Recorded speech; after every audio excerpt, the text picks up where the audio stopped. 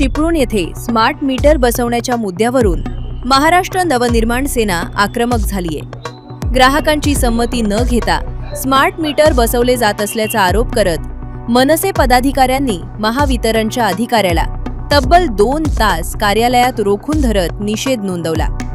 मनसेच्या पदाधिकाऱ्यांनी smart meter नको, जुनेच मीटर हवे अशी ठाम भूमिका मांडत स्मार्ट मीटरमुळे भविष्यात वीज बिलांवर परिणाम होण्याची भीती व्यक्त केली।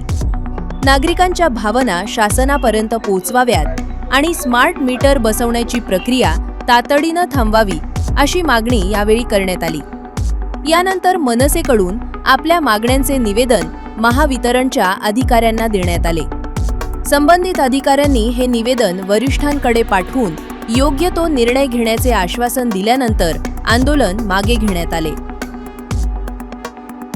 स्मार्ट मीटरच्या संदर्भात आम्ही इथे सगळे आलो होतो।